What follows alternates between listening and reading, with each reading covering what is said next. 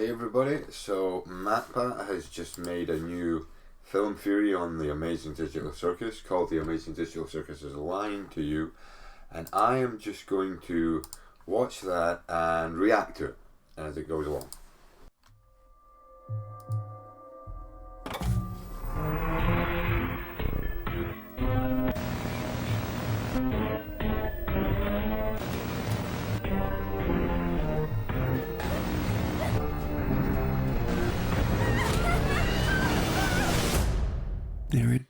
Before the editing gets into place, I just want to point out to all you guys that if I have a different opinion than you, I'm allowed.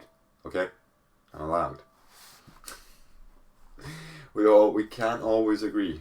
You know, if I like it and you don't, fine. If I don't like it and you do, fine. But it'll just be my opinion. Okay? There's no escape. Ever. Internet, welcome to Film Theory, the show that'll be theorizing day after day after day after day after day, and we don't know why. Let's talk about the Amazing Digital Circus, shall we? You, my friend, stumbled into an incredible world of wonders where anything can happen, except... If anybody's wondering, I actually did, I know all about the Amazing Digital Circus, so I'm not watching this reacting without having any idea about the Amazing Digital Circus. If you check on my channel, you will see that most of my content is either FNAF, Amazing Digital Circus, Potty Playtime, Bendy, those kind of things. So I know what I'm talking about here. So here's Caine. Right, okay, let's go. Come on, MatPat, let's continue. For swearing.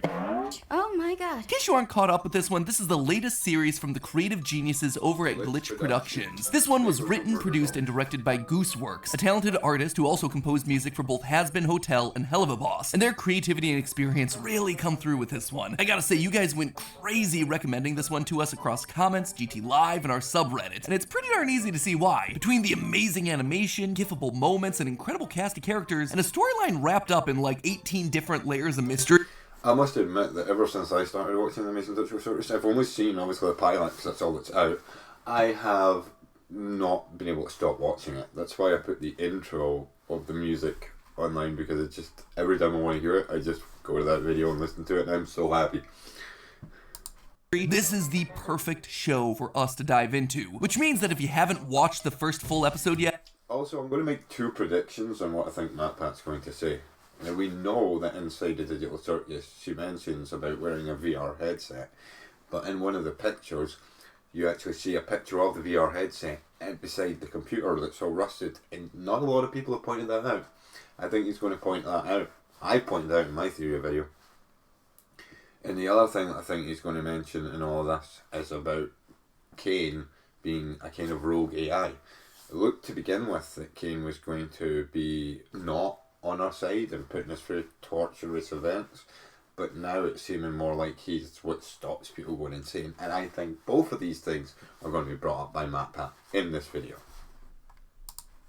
Go, do it, watch it after this theory. Though I'd be surprised if you hadn't, because this thing already has like 30 million views across the platform. It is doing mighty well for itself. But just so we're all on the same page for today's theories, the pilot follows a woman named Pomni, who's thrust into a strange digital world styled after a circus, alongside 5 other humans. Jax, the lovable jerk, Ragatha, the sweet optimist, Gangle, who can't hide her emotions, Zooble, who's made out of a bunch of random objects, and Kinger, who's been trapped there the longest and has gone kinda crazy as a result. The whole circus is run by a ringleader named Caine, who according to the show's website is a quote wacky AI, and all of the humans are just subject to his every whim and desire. Gadzooks, you're right, Jax! We should have a brand new adventure for our new member, Pomni! I said that like 5 minutes ago. However, the humans don't necessarily want to go on these adventures, and they're constantly trying to find ways of getting out. This has even driven some of them insane, leaving them abstracted, where they devolve into monsters. I was just about to say, you mean abstracted, but you covered it. Case in point, the clown Kaufmo was obsessed with finding the exit and abstracts just before Pomni shows up. Oh, Kaufmo's... Technically, he abstract before because it was just the last time Kinger had seen him that he was going crazy. We don't know how long it's actually been, if it was right before that he abstracted, because all that written in his room would have taken longer than a day. Been abstracted. It's okay. What is that? And yet, even when Pomni does get herself to the exit in this pilot episode, it doesn't go anywhere. It's just endless hallways and office spaces repeating. It is basically the back room. It is not the Backrooms. It is completely and utterly out of the Stanley Parable. It's even been said by the creator themselves that it was the Stanley Parable inspired.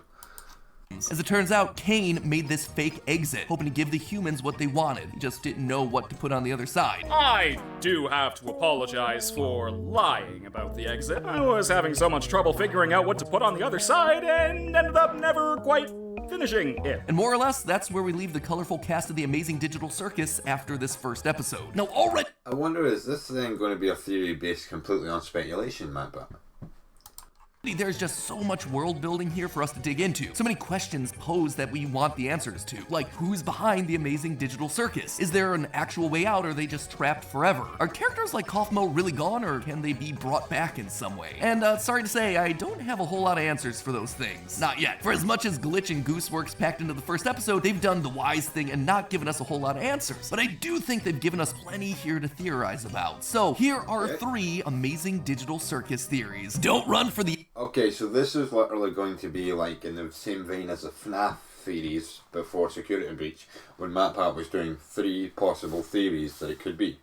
So this way he's got an opportunity to have 1 possible right answer, or 2 possible right answers, and 1 right out of the ballpark. And knowing the way that the lore works in MatPat's luck, it will end up being the one out of the ballpark that ends up being correct, and the other 2 that seem really reasonable will end up being the ones that are completely dead wrong. Wait, you see. Now, I've not heard them yet, so that's not me agreeing or disagreeing at this moment. Calm down, we're getting there. The exit doors yet, my friends. We're going in. Let's start things off a bit small scale here. Theory number 1, everything in the show is literally a video game set in the late 1990s. Now, there's a lot in just this one episode that paints this as a video game world. For example, right at the beginning, we see a pixelated title card for the show. Yeah, I'm actually going to agree with that. That it's definitely a video game. I mean, most video games are in VR in the first place, and you've got sucked from VR into the digital world. The Digital Circus is definitely a video game background. Otherwise, nothing would exist. It's a simulated video game, you know. But all video games are simulated.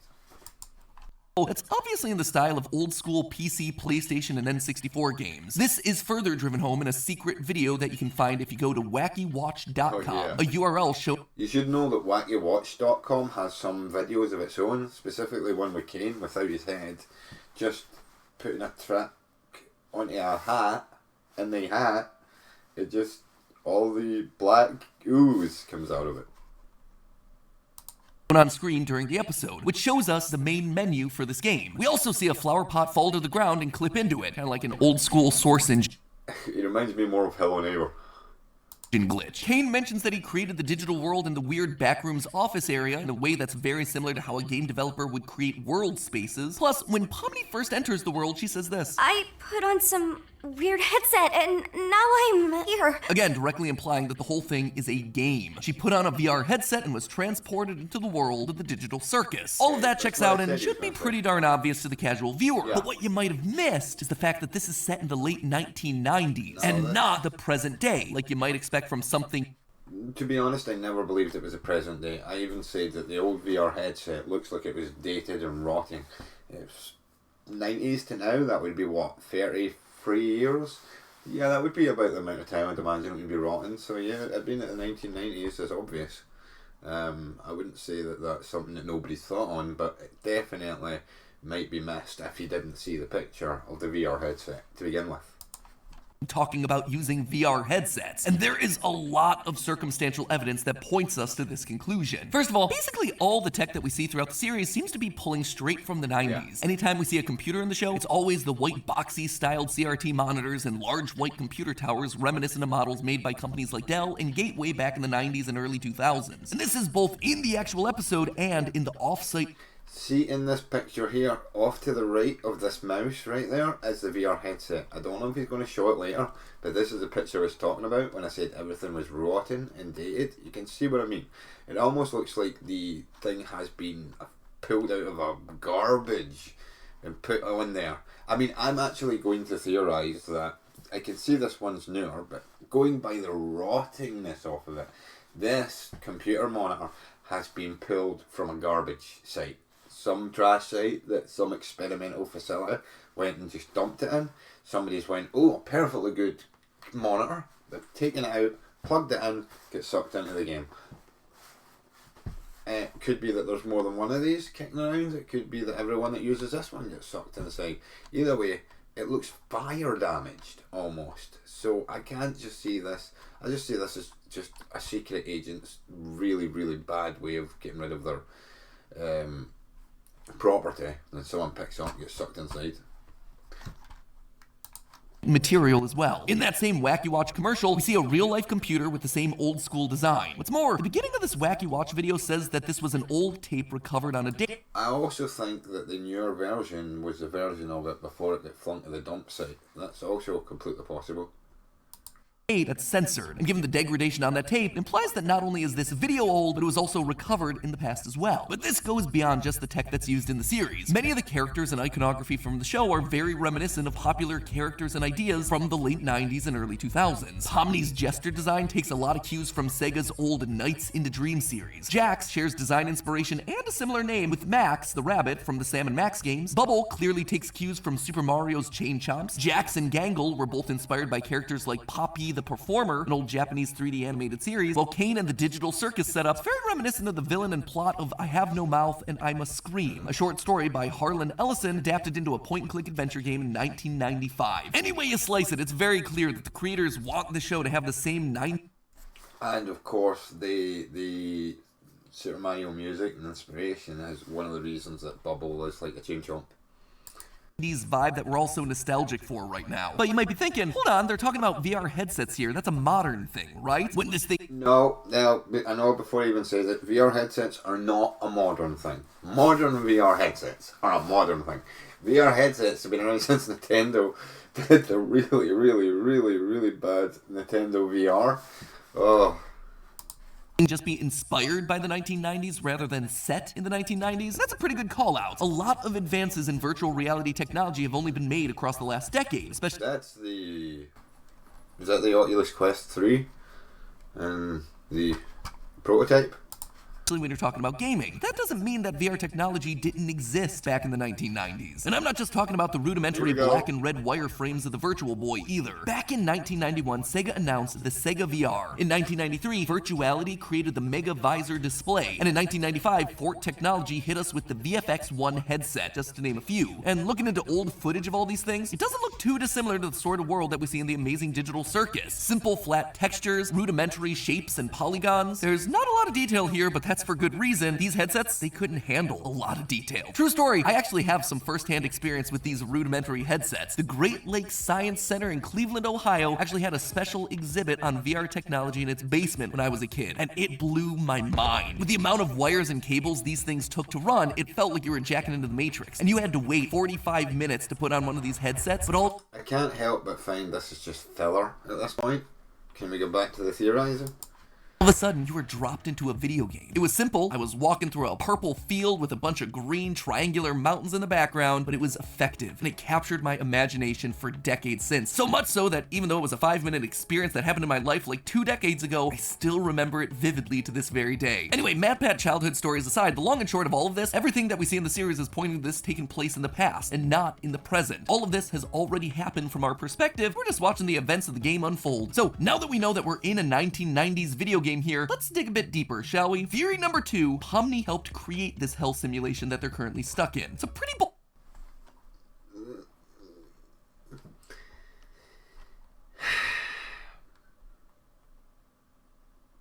No, let me hear it. Let me hear the evidence. Let me hear it. Just, let me hear it. bold claim, so what would make me say that? Well, a couple of things. Firstly, one of the scenes that really jumped out to me while I was watching and rewatching the pilot was the sequence where Pomni's running through the back rooms on the other side of the exit door. At one point, she enters a more traditional looking office space with computers and cubicles before stopping and staring at one desk in particular. This is played as a big moment. We linger on this shot. Look, here is the VR headset right here. If he doesn't mention the VR headset here, that is going to be a sad waste of theory fodder, because you got a Giga counter over here. Yeah, you got the old computer, and you've got the virtual reality headset right here sticking out at you.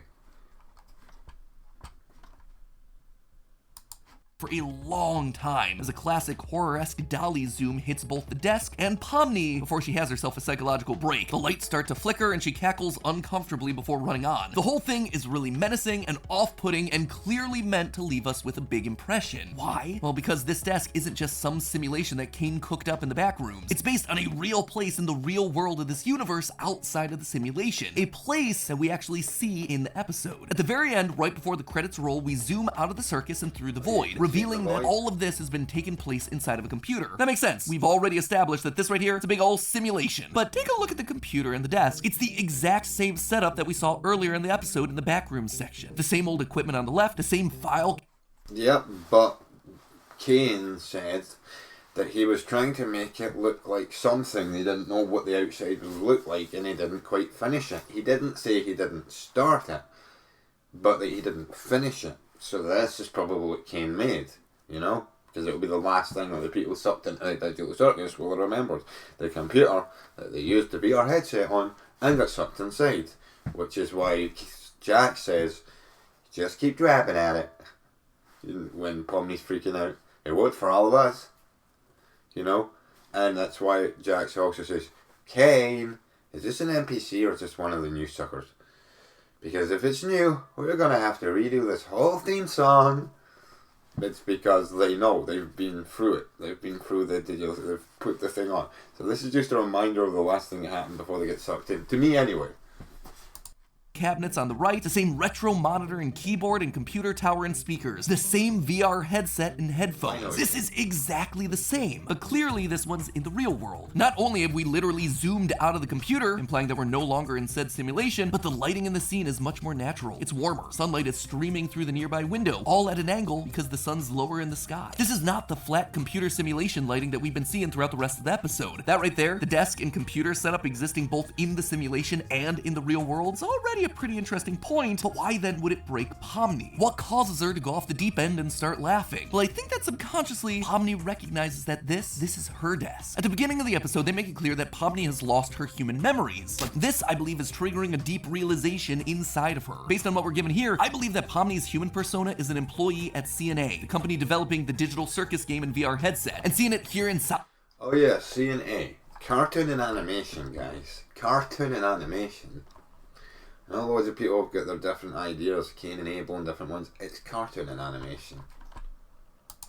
The game unlocks some weird flash of her memory as to what's happening to get her into this situation. She's trapped in the very game that she helped to create. It's ironic, hence why she laughs. It's funny. It's darkly funny. I can see this being a huge reveal down the line, and one that could be potentially devastating for all the rest of our characters. For Pomni, obviously, but also for all the other characters who are trapped in here who would be seeing her as the one to blame for their current imprisonment. Also, real quick, super short micro theory. I don't think we have enough information to figure out what the initials in the company name. That is sheer speculation, MatPat. Sheer speculation. I mean, there is no chance that that's a reveal they're going to have. They're trying to make Pomni relatable and kind to them all. I can't see that. I can't see that. I mean, maybe you're right. But to me, that's just teetering on fanning rather than the speculation. When you start saying, in the future, this event will occur, that's leaning on fanning. C and A stand for, but one possibility that did jump out to me, it could potentially stand for Caine and Abel, partially named after the AI ringleader of the simulation Caine, which could then lead itself to a lot of interesting story possibilities. You see, Caine and Abel are a pair of brothers who are the sons of Adam and Eve, with Caine ultimately killing his brother and creating the first ever murder in the world. Anyway, you know how we love ourselves a good biblical reference here, and I just wanted to mention it in case we get more clues in future episodes. But something we do have more than enough to say about, theory number 3. No, it's more likely to be cartoon and animation. Just because there's a guy called Caine in the Digital Circus doesn't mean it's Caine and Abel. Cartoon and animation, it's most likely where they're creating the Digital Circus video game.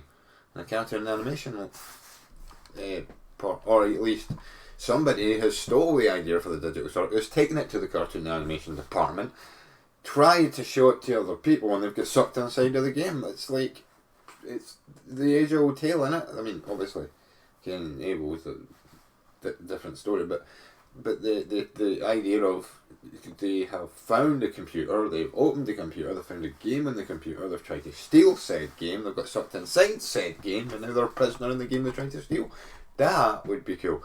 especially if Cartoon and Animations hired them to make a game and they couldn't find one or make it in time, and then they went and stole a game, which turned out the Digital Circus, which sucked people inside until they were told to come and fix what is going on, and then they get sucked inside. If you want to throw MatPat's theory in any way, that would be a more believable way. If Pomni stole it and people get sucked inside and she was told to come and fix it and then she gets sucked inside, that would be better. But what MatPat seems to be missing out here is the ages of the characters. That doesn't make sense. I think Kinger is 48 or something, and Pomni is like 25 or 22. Either way, we don't know how long it's been running for. It's been running since the 90s. I don't think that Pomni can possibly be the creator of it, because she's only 22, which means she would have had to create it before she was born, which is highly unlikely. Highly unlikely. Anyway, let's see what theory number 3 is. 3. All the characters aren't actually humans trapped inside the digital circus. Instead, they're all digital copies of the brains of humans who've put on these headsets. Clone. I actually think, similar to that, it's a copy of their brain but also connects their soul. I think the headset killed the people, and therefore their souls could get stuck inside the digital circus along with their brain, but not their memory, because the headset electrocuted them, killed them, and put their soul. They possessed the game, basically. They're possessing the avatars. There's no body for them to return to. There's no way out. They are dead.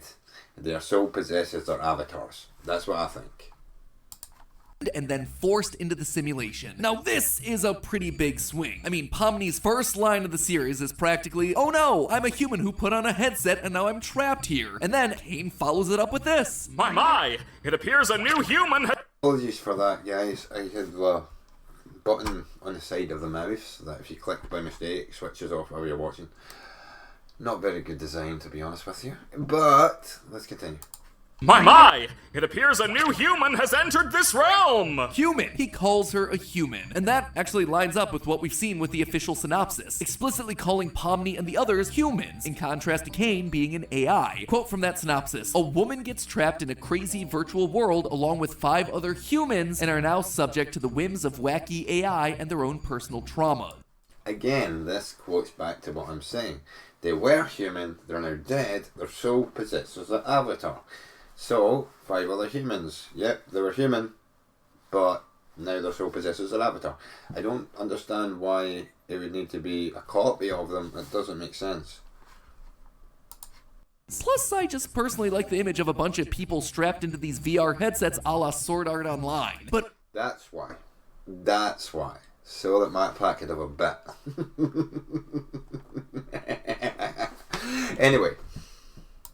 all of that being said, I believe that there's a lot of evidence pointing towards these characters being computerized clones rather than actual humans. For instance, as I mentioned above, Pomni starts going a bit crazy when she sees her desk from the real world in the circus's back rooms. But think, what was actually on that desk? A headset. Yes. I have pointed this out several times and I'm going to point it out again. There is no proof for anything that I am saying, and anything that you are saying beyond this virtual reality headset that is sitting there. That's as far as our proof goes. Everything else that we're spitting out is pure speculation. Me too. Clearly a headset that is not on any human's head. And that's not just a thing in the simulation, it's also on the desk in the real world too that we see in the final shot of the pilot. If there's a human trapped in the digital circus here with a headset firmly planted on their head that they can't get off, shouldn't they, you know, be stuck there with the headset on their head? Given the little that we have to go off of right now, it makes more sense that Not if they have died and their soul is possessing the avatar. Because what MatPat's missing from leaks I've not seen so far is that there is a picture of Pomni getting pulled into the red door that looks to be from like an MS Paint inspired application. And what I find very interesting about that is it seems to be sucking in the avatar of that game, this MS Paint style game, inwards at the same point that, you know, Pomni's appearing there. So I believe that it's taking that avatar, taking the soul, connect. He put on the headset, had her consciousness copied into the game, and then she just took off the headset to go home. Meanwhile, Pomni in the game can't take it off because she's not a flesh and blood human anymore. She's a digital copy whose memories begin the moment the headset was put on. And even if we're wrong and this desk isn't Pomni's, all the other characters went through this exact same process when they first joined, as Jax hinted at when he sarcastically said, How do I take this I literally made this exact joke. headset off? Just keep grabbing at it. That worked for all of us. they all tried the exact same thing, and it didn't work for any of them. They're all digital copies grasping at a VR headset that isn't there anymore. But you know the thing that really convinced me of this theory? The mannequins. Yeah, did you notice Wait, something convinced you of this? these guys? All throughout the episode, we see several artist mannequins populating the circus. You know, these are the things that artists will sometimes buy to help them get references for poses. Most prominently, we see them in the restaurant with Caine and Bubble acting as background characters. But why would they matter? Well, we know that Caine can create NPCs. Caine, is this one of your NPCs or is this a new sucker? I made this exact joke too. So maybe these mannequins are just random, nameless characters. No, they're not. I'm pretty sure that Gooseworks said that one of them, the one that became the mask, was a footballer. If I remember rightly, on X, formerly known as Twitter. He mentions that one of these mannequins was I cannot remember the footballer's name, but he had a name, and that's the one where she goes to open up the door, and then a mask comes and it's like, right for the door. That Caine made up to fill in the circus. Maybe, but that just doesn't sit right with me. First off, the dolls are clearly capable of emotions. We see one get upset when Pomni interrupts it. That's the one. This one here. That one there has got a name, and it's a footballer. It's literally a footballer. So if Matt Pat had paid any attention to the series, he'd know this. But that requires actually studying what you're talking about. Taking a bath, silently screaming at Pomni until she slams the door. There's something more going on here than just these things being background extras. Take a look at this. When Ragatha is showing Pomni to her room, there are several other doors for other characters in the background. This is actually a great piece of world building. We see that each of the current... I'm actually going to check that. I'm pretty sure I can. I want to check that out myself. Here we go. X, formerly known as Twitter. And I will see for myself that. So if I remember rightly, it was on Gooseworks. Gooseworks.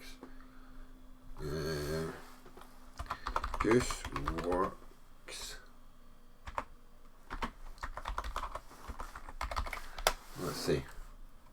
Yes, here we go. Dr. Football. That's the name of it. Dr. Football. Yep, it's a joke, it's a gag, but it's literally called Dr. Football. I knew it was a football reference in there somewhere, but then I just needed to show you guys, in case you think I was just talking nonsense.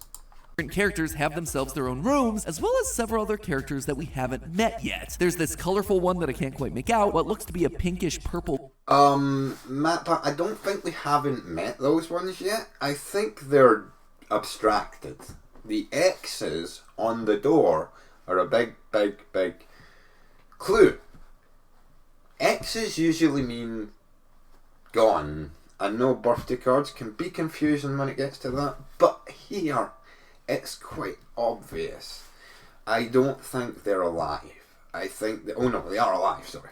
I don't think they are sane. They're capable of being in this world. They are crossed out because they have all abstracted and they are now in the basement. Goo monster, some sort of cute doggo, green and orange anteater looking guy, a black queen chess piece that I'm gonna guess is named Queenie, seems to be Kinger's counterpart, implying that he didn't come into the simulation alone. Regardless, all of these portraits have giant red X's over them, and that checks out. These are likely characters that have abstracted in the past, just like Kaufmo did. We even see other abstracted creatures in the cellar when Caine banishes Kaufmo. Anyway, along with these past and current characters, we also see several doors with...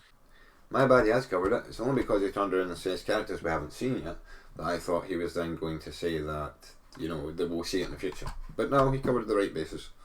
blank mannequins on them. Not just one, but multiple doors. If I had to guess what's going on here, when a new human enters the game, these rooms transform into one that's appropriate for them, and the mannequin on the door transforms into their character. And what's more, I believe that there's a mannequin in the game that also transforms into that character. Right now, they're placeholders, but they get molded into these human copies whenever someone new puts on the headset, and their brain gets scanned into the system. That would fit thematically with the idea of the mannequins to begin with. They're supposed to be used as references and then turned into something real when you're using them for your artwork. That would also fit with the fact that they're on the doors of all these empty rooms, and the characters being scanned clones of human brains would fit the fact that they can't take off their headsets, despite us seeing a headset not being worn at a desk that is clearly meant to be Pomni's. It just all fits with what we've seen from the series so far. In short, the series is gaslighting us. It isn't about a bunch of Wait, hold on.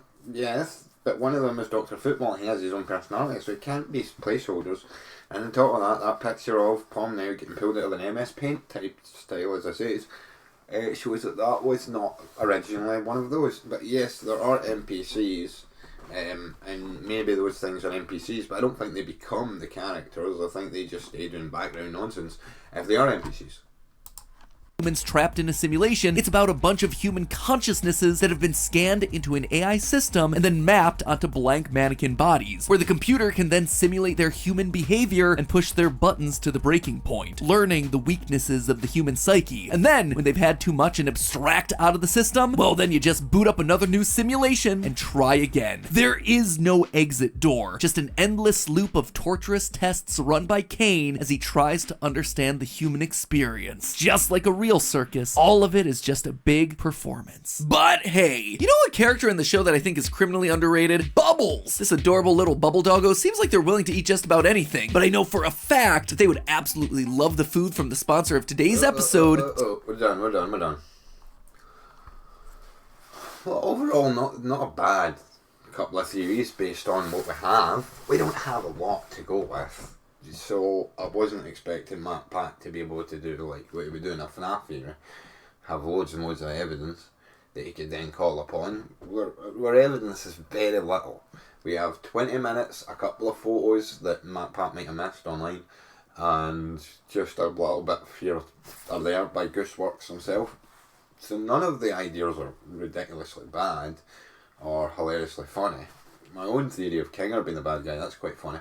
But still, with such limited amount of information, we're all doing the best we can, theorists alike, and so I don't slam really any of those theories to sideways. I've got my own ideas, he's got his own ideas, and we're just going to have to see what one plays out and who turns out to be closest to the truth. But considering we got so little information at this moment in time, it could be either of us at any time. Anyway, Matt Pat, until round 2, you know, and we've got against each other again. But as for now, that was me reacting to Film Fury. The Amazing Digital Circus is lying to you, although I'm not really sure where the lie came in that at all, but still.